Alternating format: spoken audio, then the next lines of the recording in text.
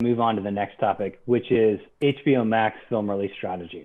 So Warner Brothers has decided to release their entire 2021 slate of theatrical films on HBO Max, which is amazing.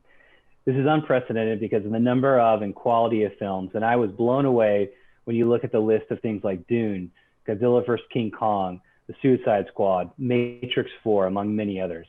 A lot of filmmakers are up in arms, including Trey, our favorite, Christopher Nolan. Is this a mistake, or is this the future of AAA film distribution? Tony, what are your thoughts? My first thought is that it's probably the future. Netflix kind of kicked everything off with their streaming line. Their movies get nominated for Oscars, other kinds of awards. Now the big names, Spielberg, Nolan, they're not too big of a fan of what's going on with all that from what I've read in the past and things. But I mean, it's the future. COVID definitely kind of swayed it that way. I think, it pushed it even more into our present, just because people not being able to go out, sit in theaters, things like that. I don't have an issue with it. Then again, I'm not the director or producer that's making millions of dollars or could be making millions of dollars for something that gets sent to theaters. So as a fan, I'm excited. Out of those titles that you listed, Matrix 4, Dune, really looking forward to. Godzilla versus King Kong, that's kind of more of like a guilty pleasure. It's probably going to be just to see it happen. I'm not too excited about Suicide Squad. I'll probably watch that too. But yeah, I'm excited about it. Excited about the future and what that holds for streaming. Trey, you have a lot of opinions about this topic, so I'm interested to get your take. Oh, yeah, I've talked for 6 months. If they would just adopt my release strategy, they would make twice as much money as they do in a non-pandemic year. But no, obviously, I kind of kid about that. But so you hear a lot of people that are complaining about this because they enjoy the movie theater experience. I enjoy the movie theater 100%. One of my favorite nights is when a big movie comes out. My wife and I, we pre-ordered, get tickets as soon as they come out. We go to, Movie House Eatery, get the reserved seats. We get there 30 minutes early, have a drink at the bar, have dinner and watch the movie, and then have a drink after, and we discuss the movie.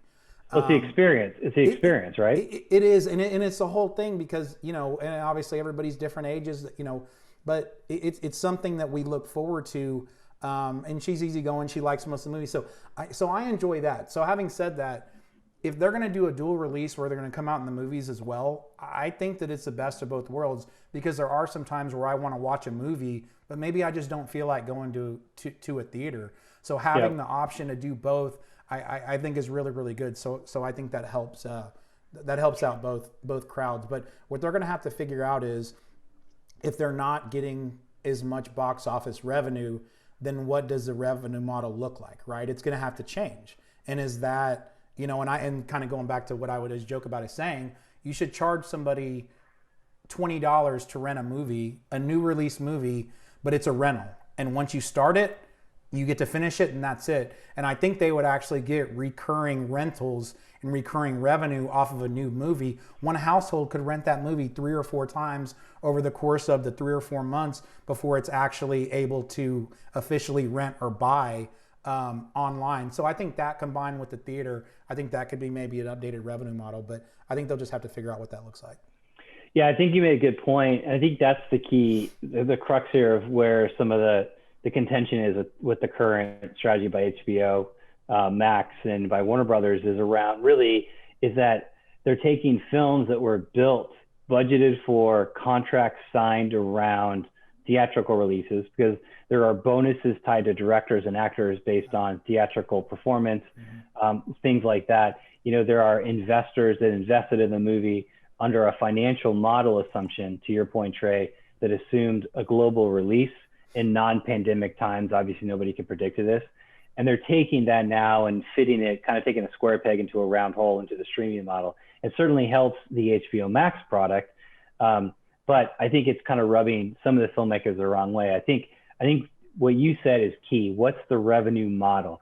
I don't know that the streaming services are going to be the right place to fund and release $150 to $200 million blockbuster movies. But I do like the idea, and what Wonder Woman 84 has done with the dual release. It's actually made decent money in the theaters. It's drawn a lot of eyes to HBO Max. I think there is a future there if they can find the right model. I think they're gonna have to play around with it. And Tony, to your point, I do think the pandemic has completely changed the landscape of theaters forever. I don't think we'll ever get back to where we were. I think some kind of hybrid model will have to take hold for that, just the movies in general, just to sustain where they were before. I don't think we can go back to what it was pre-pandemic. So I think that's really interesting. All right, so I'm going to bring this one to a close as well, and we're going to move to our next story, which is around the Warzone Cold War Season 1 release.